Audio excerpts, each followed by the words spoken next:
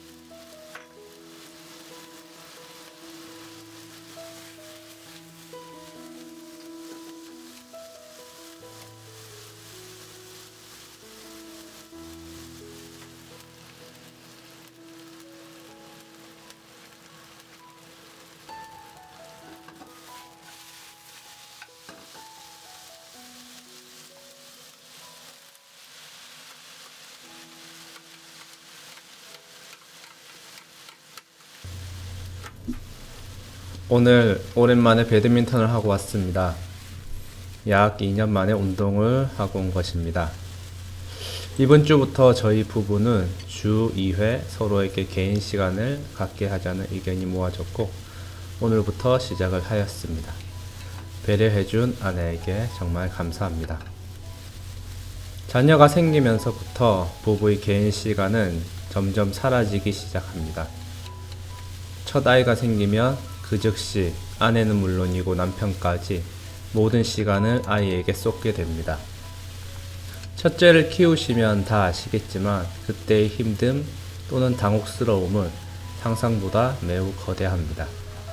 먹이고 씻기고 재우는 너무나 단순하고 당연한 일을 어떻게 해야 하는지 잘 알지 못하는 무지에 대한 두려움은 매 순간 부부를 긴장시키고 그렇게 매일을 정신없이 지내다 보면 어느 순간 나도 모르게 피폐해진 자신을 발견하게 됩니다. 아이를 키우는 행복이란 물론 너무너무 감사하고 사랑스럽지만 그것이 나의 감정과 정신과 육체를 완전하게 하지는 못합니다. 아이가 건강하게 잘 자라고 있고 우리들도 제법 잘 양육하는 것 같은데 뭔가 모르게 지치고 의욕이 없고 감정이 날카로워져 있다면 잠시 멈추고 생각할 시간이 온 것입니다. 저도 이런 감정을 느낄 때 당혹스러웠습니다. 이런 감정을 느껴도 되는 것인지, 내가 아이와 아내를 사랑하는 마음이 부족한 건지, 온통 내가 문제인 것처럼 생각되었습니다. 그런 생각은 꼬리에 꼬리를 물고 나 스스로를 부정하게 여기게 되고 무기력하게 만들었습니다. 저는 어느 날 왜 그런지 생각을 해야만 했습니다. 이런 식으로는 앞으로 살 자신이 없었기 때문입니다. 생각을 하니 나에게 필요한 것은 시간이었습니다. 오직 나만을 위한 시간, 나만의 개인 시간이 필요한 것이었습니다. 결혼하기 전까지 나의 모든 시간은 나만을 위한 시간이었습니다. 내가 원하면 다른 사람들과 어울릴 수 있지만 그렇지 않을 경우 개인적으로 시간을 보낼 수 있었습니다. 결혼하고 자녀가 생기기 전까지도 매우 자유롭게 개인 시간을 가질 수 있습니다. 그것에 대한 죄책감을 가질 필요는 없었으니까요. 하지만 자녀가 생기면서 부부는 강제적으로 개인 시간을 박탈당합니다. 시간뿐인가요? 감정도 소모됩니다. 체력도 소모됩니다. 이 모든 것이 내가 주도적으로 이끌고 나갈 수 없는 것입니다. 계획을 세울 수도 없습니다. 그저 아이의 상태와 형편에 따라 내가 가진 것들을 소모시켜야 합니다. 정말 대단한 정신력과 체력, 양육에 재능이 있으신 분들이 아닌 이상 이런 것들은 당연하게 다가오고 누구나 겪는 일일 것입니다. 이런 상황이 온다면 반드시 개인 시간을 가져야 합니다. 다시 말하지만 오직 나만을 위한 시간을 가져야 합니다. 그렇다면 어떻게 개인 시간을 가져야 할까요? 이 시간은 뭔가 엄청나게 특별하거나 긴 시간을 의미하지 않습니다. 저희 같은 경우는 개인 시간을 가져야 한다는 합의가 있었고 그 시간에 뭔가 활동할 수 있도록 길게 가지는 게 좋을 것 같았습니다. 그래서 매주 토요일은 아내가 3시간, 일요일은 제가 3시간 개인 시간을 가지기로 했습니다. 하지만 그때 1살, 3살인 자녀들을 개인이 3시간씩 혼자 돌보는 것은 가능은 하지만 생각보다 지치는 일이었습니다. 하지만 그보다 더 큰 문제는 일주일에 한 번이라서 너무 간격이 길어 혹 월요일에 스트레스를 받으면 매우 긴 시간 동안 스트레스를 풀 수 없다는 것이었습니다. 우리에게 긴 시간은 효율적이지 않다고 생각이 되었고 결국 매일 1시간씩 일주일에 2-3번 유동적으로 개인 시간을 보내게 되었습니다. 어쩌면 1시간 개인 시간을 가지는 게 뭐가 그리 도움이 될까 생각하실 수도 있습니다. 하지만 그 1시간은 매우 농축된 시간입니다. 꿀 같은 시간입니다. 나에게 여유를 가지게 하며 나를 돌아보게 하며 나의 감정을 보충해 주는 시간입니다. 바로 당장 아내와 상의하여 시작해 보시기 바랍니다. 이것은 내가 개인 시간을 가질 때뿐만 아니라 혼자 자녀를 봐야 하는 상황에 더 많은 유익이 있습니다. 자녀들 볼 때는 힘만 드는 거 아니야? 라고 의문이 생길 겁니다. 물론 힘듭니다. 하지만 그것보다 얻는 유익이 더 많습니다. 첫째로 아내의 신경이 부드러워집니다. 아내가 개인 시간을 가지면 어떻게 될까요? 네, 기분이 좋아집니다. 스트레스도 줄고 마음의 여유가 생깁니다. 남편에게 고마운 마음도 생깁니다. 집안에서 훨씬 부드럽고 다정해진 아내를 볼 수 있습니다. 둘째로 아이들과 더 친밀해질 수 있습니다. 대부분의 아이들은 엄마를 더 찾습니다. 엄마와 보내는 시간이 아빠보다 훨씬 많기 때문에 아이들이 아내를 먼저 찾는 건 너무 당연합니다. 하지만 당연한 것을 그냥 당연하게 지내서는 안 됩니다. 그렇게 지내다 보면 아이들에게 아빠의 존재감은 점점 사라지고 나중에 아빠와 멀어지게 됩니다. 그러지 않기 위해 엄마 없이 아빠와 아이들만이 가지는 시간은 너무나 소중한 시간입니다. 아이들에게 아빠의 존재감을 드러내는 시간이며 아이의 정신을 아빠에게 온전히 쏟게 하는 시간입니다. 아이가 자라서도 아빠와 상의하고 이야기하며 함께 놀게 할 수 있는 기회입니다. 처음은 당연히 힘들 수도 있습니다. 아내 없이 혼자 아이를 돌보시는 분이라면 처음에 아이들이 아빠를 거부할 수 있습니다. 엄마를 찾아 미친 듯이 울지도 모릅니다. 이럴 때 어떻게 해야 할까요? 아이의 나이나 상황을 모르기 때문에 무조건 강행하라고 말하기 어렵습니다. 육아에 있어 절대적인 건 없으니까요. 육아가 어려운 것은 정답이 딱 정해져 있지 않기 때문입니다. 문제풀이집처럼 이렇게 하면 정답이라고 말할 수 있다면 얼마나 좋을까요? 가끔 마치 정답인 것 마냥 써놓은 육아책을 보면 답답할 때가 많이 있습니다. 하지만 그런 것들이 다 쓸모없는 건 아닙니다. 우리의 삶이 다 다르고 환경이 다르기에 육아의 정답은 없지만 이런 방법이 있고 저런 방법도 있고 이런 팁도 있고 저런 팁이 있음을 알 수 있습니다. 이것들을 부부가 주어진 환경 속에서 자신들에게 맞는 방법을 찾아 잘 소화시키는 게 중요하겠지요. 마찬가지로 개인 시간이 가지는 유익에 공감하고 그것이 필요하다고 느끼신다면 기회가 되었을 때 시도해 보시기 바랍니다.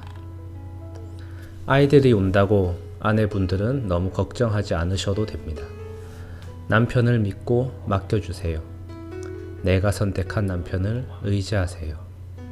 믿고 맡겨야 남자들은 더 열심히 합니다. 아이들과 친하지 않다고 어려워하시는 남편분들, 아이들과 친하지 않으니까 더 아이들과 시간을 가져주세요. 평생 아이들과 친하지 않으실 생각은 아니잖아요. 내 자녀들은 나를 사랑합니다. 단지 약간 어색할 뿐입니다. 힘들 것 같고 안 될 것 같다고 생각하지 말고 일단 시도해 보세요. 나의 아내와 남편과 자녀들은 걱정거리가 아닙니다. 내가 선택한 아내와 남편을 신뢰하세요. 잠시 어려운 시간이 지나면 자녀들과의 거리는 매우 가까워져 있을 겁니다. 오늘도 눈물로 하루를 보내신 엄마와 아빠들 모두 수고하셨습니다. 힘든 시간은 반드시 지나갑니다. 그러니 슬퍼하지 마세요. 오늘도 최고로 잘하셨습니다. 여러분이 아이들에게 최고의 엄마이며 아빠입니다.